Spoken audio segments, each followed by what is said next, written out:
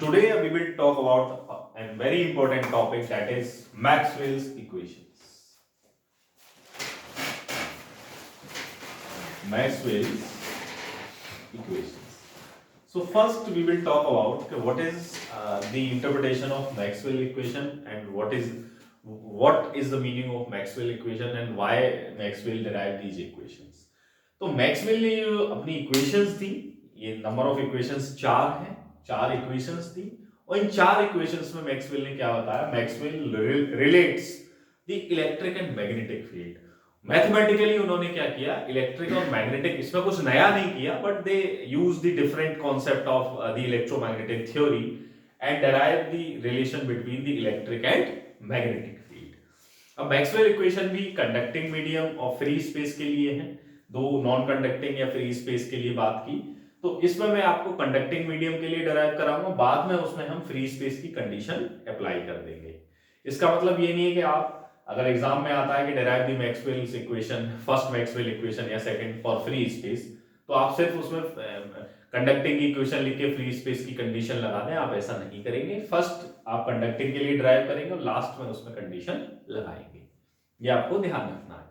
और दूसरी चीज ये है कि ये इक्वेशंस जो है आपकी इंटीग्रल और डिफरेंशियल दोनों फॉर्म में है। अगर क्वेश्चन ये आता है कि drive the first Maxwell equation in differential form, तो आप डिफरेंशियल में करेंगे। इंटीग्रल में अगर आता है तो इंटीग्रल तक करेंगे, और अगर कुछ नहीं आता तो आप डिफरेंशियल तक करके उसको छोड़ देंगे। तो इन्हीं में जब मैं डेरिवेशन करूंगा तो मैं हाईलाइट करता रहूंगा कि कहां इसकी इंटीग्रल फॉर्म आती है, बट मैं इसको ड्राइव कराऊंगा आपके डिफरेंशियल फॉर्म में। तो सो फर्स्ट इस लेक्चर में हम बात करेंगे दो इक्वेशंस की, फर्स्ट और सेकंड इक्वेशन की। सेकंड पार्ट में इस लेक्चर में हम थर्ड और फोर्थ इक्वेशन की बात करेंगे। तो अब थोड़ा सा यहां समझने के लिए बात करेंगे, मैक्सवेल फर्स्ट इक्वेशन जो है वो आपकी क्या है, उसमें दो कॉन्सेप्ट यूज होते हैं। पहला concept Gauss law of electrostatic use होता है, जो कि मैं पहले आपको बता चुका हूं, और आपकी गॉस डाइवर्जेंस थ्योरम यूज होती है। सेकंड जो मैक्सवेल इक्वेशन है उसमें आपका Gauss law of magnetostatic use होता है और आपकी गॉस डाइवर्जेंस थ्योरम यूज होती है। चलिए बात करते हैं फर्स्ट मैक्सवेल इक्वेशन की फॉर कंडक्टिंग मीडियम, ठीक है। बाद में कंडीशन लगा के इनको हम फ्री स्पेस में कर देंगे। देखिए पहली मैक्सवेल इक्वेशन के लिए हम बात कर रहे हैं, तो फर्स्ट हम स्टार्ट करेंगे according to Gauss law of electrostatic. अब गॉस लॉ ऑफ इलेक्ट्रोस्टैटिक क्या कहता है, the flux, electric flux enclosed over a surface, यानी सरफेस की बात हो गई। तो इलेक्ट्रिक फ्लक्स है तो यहां आपका इलेक्ट्रिक फील्ड आ जाएगा, enclosed over a surface is equals to the 1 upon epsilon times of the charge enclosed over that surface.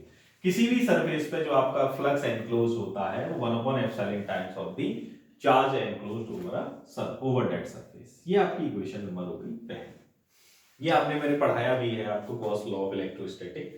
अब इसके बाद क्या करेंगे, अब ये बात क्लियर हो गई, गॉस ने बता ही दिया था कि ये जो चार्ज है, this charge is distributed uniformly over the surface. यहां मैंने क्या एजम्पशन लिया, I am assuming that this charge Q is not only distributed over the surface, this charge is distributed over the volume। ये पूरे volume पर distributed है, surface तक ही ये नियमित नहीं है।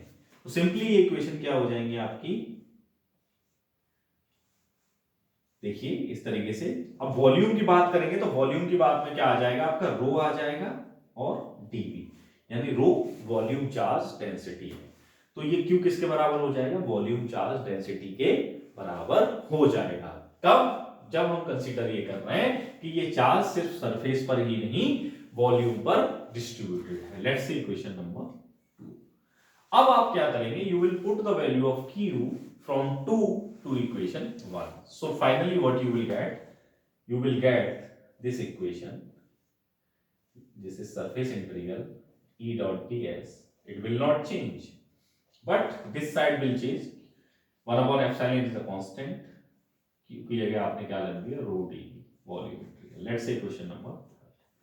तो ये जो इक्वेशन है, जो इंटीग्रल फॉर्म आपके पास आई है, this equation is basically integral form of Maxwell first equation. ये क्या है? इंटीग्रल फॉर्म है, integral form of Maxwell's first equation. किसकी? फर्स्ट इक्वेशन की। ये क्या है? इंटीग्रल फॉर्म है। ये आपको याद रखना, रटने की जरूरत नहीं है, अगर आप जाने तो बस अब थोड़ा सा एप्लीकेशन यूज होगा। We will use the concept of divergence theorem. तो अब सिंपली टारगेट क्या है हमारा? मेरा टारगेट ये है कि अब मुझे डिफरेंशियल फॉर्म निकालनी है, तो उसके लिए मैं क्या करूं? मुझे ये दोनों इंटीग्रल हटाने पड़ेंगे। अब इन इंटीग्रल्स को हटाने के लिए मुझे क्या करना होगा? दोनों साइड सेम इंटीग्रल बनाने होंगे। सेम इंटीग्रल बनाने के लिए क्या करूंगा? या तो मैं सरफेस इंटीग्रल दोनों साइड बना लूं या वॉल्यूम इंटीग्रल दोनों साइड बना लूं। So I will use the Gauss divergence theorem. According to Gauss divergence theorem, divergence, ये आपकी एक इक्वेशन में ही आपके दो कॉन्सेप्ट यूज हो गए। यहाँ गॉस लॉ ऑफ इलेक्ट्रोस्टैटिक और यहाँ Gauss law of Gauss divergence theorem. क्या कहती है Gauss divergence theorem? Surface integral of, Gauss का मतलब मैंने बताया, surface integral of any vector. आप ध्यान दीजिए, यहाँ वेक्टर आपका ई है तो आप ई यूज करेंगे, ई डॉट डी एस किसके बराबर होता है? Volume integral of the divergence of that vector. दोनों साइड आपका वेक्टर जो है सेम होगा। Let's say equation number 4। तो अब आप 4 और 3 से देख लीजिए, इनकी लेफ्ट साइड जब बराबर है तो इसका मतलब इनकी राइट हैंड साइड भी बराबर होगी, मतलब ये जो है इसके बराबर होगी। तो देखिए दोनों साइड वॉल्यूम इंटीग्रल आ जाएगा। तो simply what I can write? I will write volume integral del dot E dv is equals to this 1 upon epsilon 1 upon rho dv, ये आ जाएगा। अब आप देखिए इसमें क्या होगा? दोनों साइड वॉल्यूम इंटीग्रल है तो ये रो, ये आपका 1 upon epsilon है, ये दोनों क्या है आपके हट जाएंगे। तो इसका मतलब सिंपली आपके पास क्या आ जाएगा? You will get del dot E, ये भी हट जाएगा, ये भी हट जाएगा। वॉल्यूम इंटीग्रल जब हट जाएंगे तो what you will get? You will get del dot E is equals to rho upon epsilon. ये आपके पास रिलेशन आ गया। पहली इक्वेशन आपकी डिफरेंशियल फॉर्म में ये डिराइव हो गई। अब इसमें मैं क्या करूं? इसमें आप देखिए, इसको इन टर्म्स ऑफ डी अगर देखूं, जो मैंने डिस्प्लेसमेंट करंट के उसमें बताया था, तो E इक्वल्स टू होता है आपका एप्सिलॉन, D इक्वल्स टू होता है एप्सिलॉन E। तो अगर आप यहां पे वैल्यू रखेंगे, किसकी? सिंपल वैल्यू रखेंगे, E को रखेंगे तो D अपॉन एप्सिलॉन आ जाएगा और यहां पर रो अपॉन एप्सिलॉन। क्यों? सिंस D इक्वल्स टू होता है आपका एप्सिलॉन E। एप्सिलॉन ध्यान रखिए कुछ इस तरीके का बनेगा और E जो बनेगा उसके जो कॉर्नर्स होंगे वो बिल्कुल शार्प होंगे। तो यहां से ये कट जाएगा तो del dot D equals to आपका क्या आ जाएगा? रो निकल के आ जाएगा। ये आपकी इक्वेशन जो है आ गई। अब जब जैसे फ्री स्पेस की अगर हम बात करें, फ्री स्पेस में इक्वेशन डेराइव करनी हो तो फ्री स्पेस के लिए क्या होता है? फ्री स्पेस के लिए आपकी कंडीशंस जो मैं लास्ट में हालांकि मैं डेराइव कराऊंगा, लेकिन यहां मैं एक एक करके बता रहा हूं, सारे इक्वेशंस को बता दूं। तो जो फ्री स्पेस में क्या है? चार्ज नहीं होगा, तो वॉल्यूम चार्ज डेंसिटी, कंडक्टिविटी और करंट डेंसिटी ये सारी क्या है आपकी जीरो हो जाती है, क्योंकि J इक्वल्स टू होता है आपका सिग्मा E। ये रिलेशन होता है, इसकी वजह से ये भी जीरो हो जाता है। तो जब यहाँ रो जीरो हो जाएगा तो फ्री स्पेस के लिए इक्वेशन क्या हो जाएगी? ये तो कंडक्टिंग मीडियम के लिए हो गया किसी, और आपका एक कंडीशन और होता है एप्सिलॉन हो जाता है एप्सिलॉन नॉट, म्यू हो जाता है आपका म्यू नॉट। ये आपकी वैल्यूज हो जाती है for free space, for free space, for free space. ये कंडीशन आपकी अप्लाई हो जाती है। तो अगर आप यहां कंडीशन अप्लाई कर देंगे, कंडक्टिंग के लिए निकाल दिया, अगर फ्री के लिए पूछा है तो आप सिंपली इसमें क्या करिए? कंडीशन अप्लाई करिए। तो ये क्या हो जाएगा? जब रो ही जीरो हो जाएगा तो del dot E equals to आपका क्या आ जाएगा? जीरो आ जाएगा।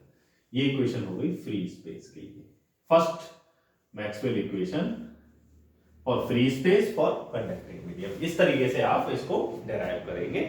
अब मैं बात करने जा रहा हूं सेकंड मैक्सवेल इक्वेशन की। फर्स्ट मैक्सवेल इक्वेशन आपने डिराइव करी, अब सेकंड मैक्सवेल इक्वेशन भी बिल्कुल बहुत इजी तरीके से देखेंगे कि किस तरीके से ये डिराइव होती है। देखिए उसमें हम क्या यूज करेंगे, I already told you in the beginning, उसमें हम यूज करेंगे सिंपल कॉन्सेप्ट आपके किसके, ये कंडीशन मैं लिखी रहने देता हूं फ्री स्पेस वाली, बाकी की चीजों को हटा देते हैं, मैक्सवेल इक्वेशन नंबर हटा देते हैं, ये फ्री स्पेस के लिए कंडीशंस हैं, इनको मैं एज इट इज रहने देता हूं। अभी हम कंडक्टिंग मीडियम के लिए निकालना है, ध्यान दीजिए थोड़ा सा यहाँ पे देखिए। सेकंड मैक्सवेल इक्वेशन में आपका क्या होगा, Gauss law of magnetostatic use होगा और आपका क्या यूज होगा, गॉस डाइवर्जेंस थ्योरम यूज होगी। तो देखिए गॉस लॉ ऑफ मैग्नेटोस्टैटिक क्या कहता है, magnetic flux enclosed over a surface is always b equals to 0। किसी भी सरफेस पर जितना मैग्नेटिक फ्लक्स एनक्लोज होता है वो 0 होता है। ये किससे आपने कह दिया, गॉस लॉ ऑफ मैग्नेटोस्टैटिक, इससे आपने बता दिया कि magnetic flux enclose over a surface is equals to 0। अब आप देखिए नेक्स्ट कंडीशन क्या होगी, ये बस 2 लाइन का डेरिवेशन है बहुत छोटा सा। एक और मुझे सरफेस, अब आपने पहली इक्वेशन में देखा डाइवर्जेंस ऑफ ई, इसमें हमें निकालना है डाइवर्जेंस ऑफ बी यानी मैग्नेटिक फील्ड का। तो इस बी को मुझे किसमें डाइवर्जेंस के फॉर्म में लाना होगा, तो मैं क्या यूज कर लूं, इसको इक्वेशन नंबर 1 दे दूं, अकॉर्डिंग टू,